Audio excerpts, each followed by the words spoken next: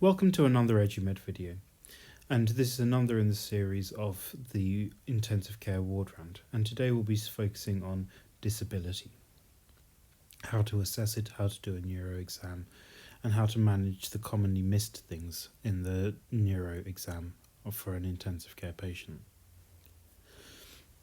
In addition to the examination, we'll also be thinking a little bit about the drugs that we're using for sedation, what the effects of them are, and the most important thing in intensive care when thinking about neurology is the management of delirium, which is so pervasive and common in intensive care and so poorly managed in general. So when examining a patient, it is so important to do a thorough examination of the neurology. Now, this does become more difficult because patients tend to be sedated. However, contrary to popular belief, in intensive care, once patients are improving from their underlying condition, but they're still remaining intubated and ventilated, we often wean down the amount of sedation down to a bare minimum so that they're almost fully awake, alert, and able to follow commands if they can. And so they can move their arms, they can resist you, and therefore you can do a lot of the neurological examination. And it's really important to do so because patients are at risk of developing strokes. General thromboembolic disease is much more common in intensive care patients where a combination of an inflammatory milieu and also inactivity increase the risk of thrombosis. Similarly, these patients also develop AF quite commonly, and therefore ischemic strokes are quite common, and the coagulopathies can lead to hemorrhagic strokes. As such, a thorough examination of every patient on a daily basis is important. Another part of the screen that's really important is a delirium screen, and we in intensive care tend to use the CAM-ICU or confusion assessment method for ICU. It's a very simple tool that's used commonly by nurses at the bedside. It has only got 4 components to it and it's relatively simple to administer. It needs to have both the first 2 features, so an acute onset and fluctuating course of their confusion. They must have inability and distractibility. And then one of either, a disordered thinking or altered consciousness. Obviously, altered consciousness becomes a little bit more difficult to actually assess because in these patients, they often have a little bit of sedation on board, so teasing out what is their underlying condition and what is sedation can be difficult. However, the general way in which to assess these patients is highlighted in the box on the right-hand side, and this was reproduced from a textbook. In addition to assessing degree of whether the patient has delirium or not, i.e. whether they're CAM positive or not, and CAM positive essentially means that they have signs of delirium, we also need to assess the level of sedation. And the level of sedation can be a really useful tool because we can then use this as a method to communicate to the nurses how much sedation we want the patients to be on, and they will have an endpoint to target. So 0 is perfect. That is what we want all of our intensive care patients to be. That is completely alert but calm, not agitated, and able to be roused and to interact normally throughout the day. Unfortunately, we don't often achieve that, and that is for a combination of reasons. Firstly, they may have a hyperactive delirium that renders them unsafe to have on no sedation or little sedation, as they may pull their tubes out or pull their lines out. And as such, we might tell the nurses to aim for slightly deeper levels of sedation, such as a RASS of -2 to -3. Similarly, we may have patients who are very tube intolerant, so even though they're not confused, they find it so difficult to manage the tube that's sitting in their mouth and between their vocal cords with significant coughing, for example, that we need to increase the level of sedation to make them tolerate the endotracheal tube. And so for those patients, we could aim for the minimum RASS needed for tube tolerance. Talking of sedation, there's 2 main drugs that we use in intensive care. I haven't gone through all of them. There are a variety, and in a separate video, we'll talk about sedation in intensive care and the different drugs that we can use. The two most commonly used is propofol, which is a hypnotic. So it's what we generally use as a general anesthetic in theatres. It does decrease laryngeal reflexes, so it can improve tube tolerance, but one needs to be quite careful because it is a vasodilator, and at very high doses, it can stop the patient from breathing without any other drugs. We often combine the propofol with fentanyl. Fentanyl is a short-acting opiate, but the problem with it is that it soaks into all of the fat and the other body compartments. So even though it's relatively short-acting if you give it as a bolus, if you give it as a continuous infusion, it can last in the body for hours to days. And so if patients have been on it for a long time, just be careful that it can take a while for it to wear off. So if patients are especially opiate sensitive, switching off the fentanyl early is a good idea when thinking about extubating. The benefit of fentanyl and other opiates is that it reduces the amount of propofol that's needed for both tube tolerance and for the sedation. But one needs to be careful with it because it can reduce respiratory rate.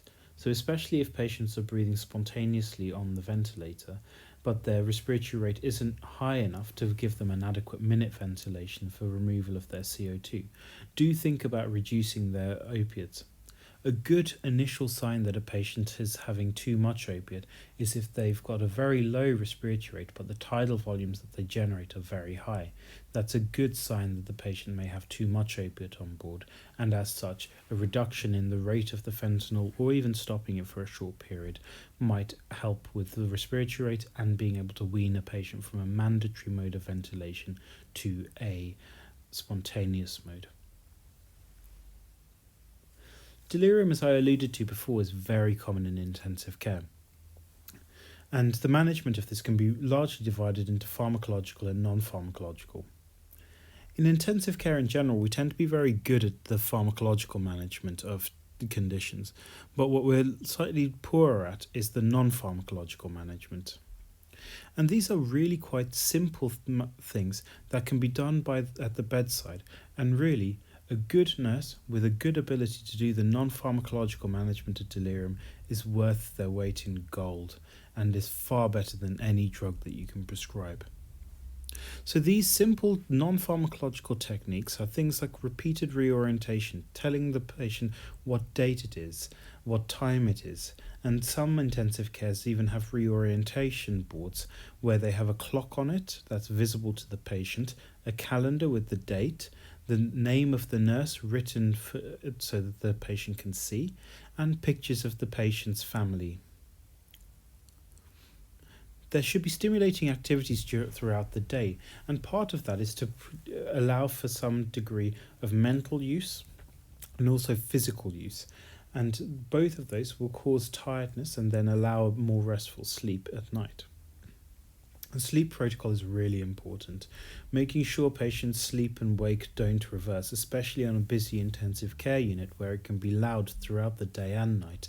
Patients can often stay awake throughout the day and night and therefore get into sleep-wake reversal or just a chronic lack of sleep, which can make patients significantly more prone to delirium.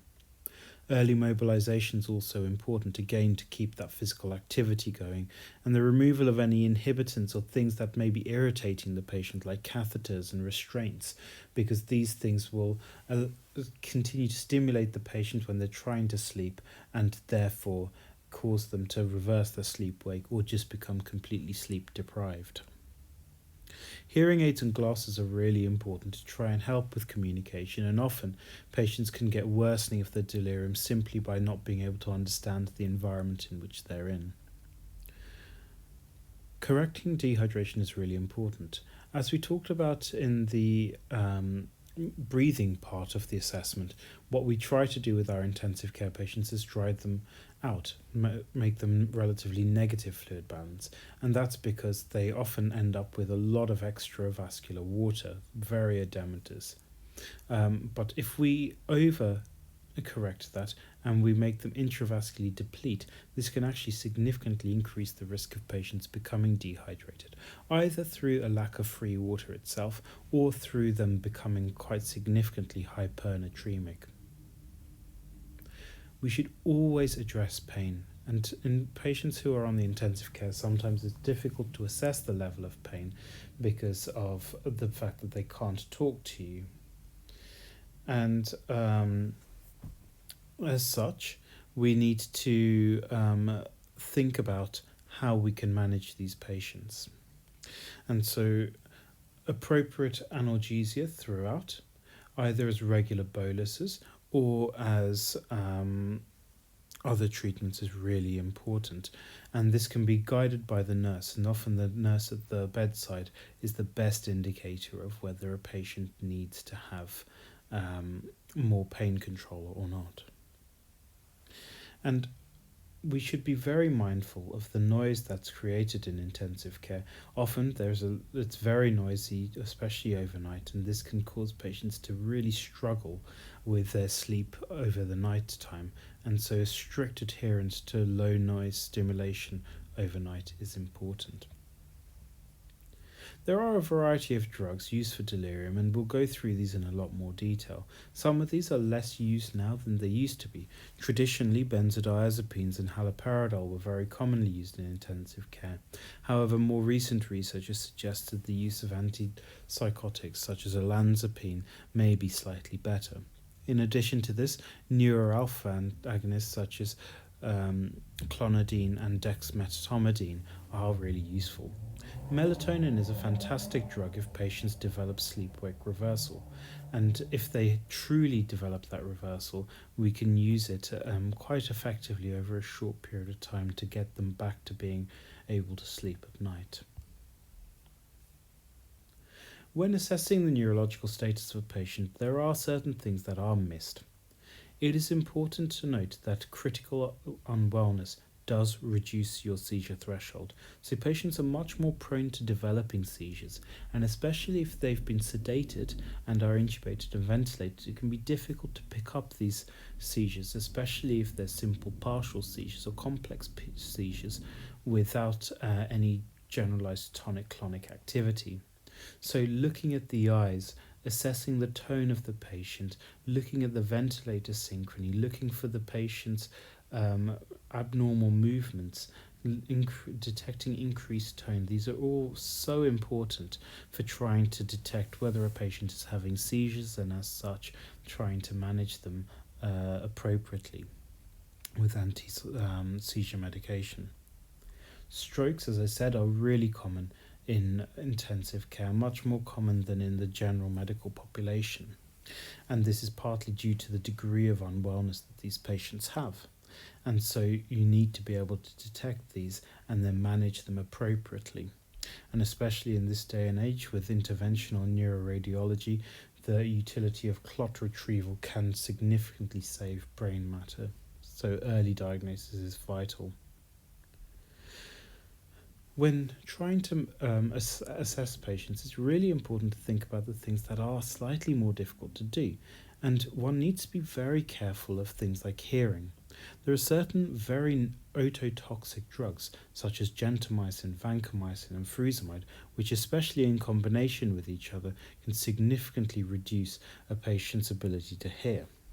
And that can be permanent if it's not detected early.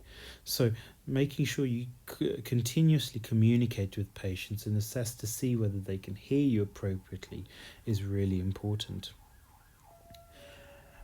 Physiotherapy over the years has become much better in intensive care. However, occasionally we still do see patients with significant contractures where they've not had passive movement of their joints. Nowadays, with physiotherapy, we can, if it's detected early enough, we can put patients' joints into splints to try and maintain that range of movement, and that becomes vital later when they come out of intensive care and then they need rehabilitation. Walking and using aids for walking can be much more difficult if the patients develop contractures, especially of the heels or of the wrists. And then there are certain things that we need to pick up on which can be sometimes quite difficult. One of those could be glaucoma, where if you get increased intraocular pressures, that can render patients blind. Now, it's very difficult to detect this, but one way in which to do it is to assess the patient's ability to react to light, and also their pupillary reaction to distance, i.e., checking their ability to accommodate. So they should be dilating and constricting their pupil appropriately when you move an object towards them and away from them. As such, we really need to assess these patients carefully and bear in mind that it is much more difficult to do this than in the normal patient who is able to talk to us and give us symptoms. So in summary, it's really important to do a full neurological examination. It's something that we do poorly in intensive care, and there are significant diagnoses that we can miss, which can then lead to patients spending much longer in intensive care than they necessarily need to. Delirium is an important thing to detect, and once it is detected, treatment of those reversible factors such as sleep is so important, but good sleep hygiene throughout intensive care is vital to prevent delirium from ever taking place in the first place. Sedation is a difficult thing and has to be worked with the nurse at the bedside. The minimum amount of sedation that you need to keep a patient comfortable is almost always the right amount of sedation. And using things like the Richmond assessment for sedation score is useful and can be used as a useful way of communicating with the nurse as to how much sedation the patient should be on.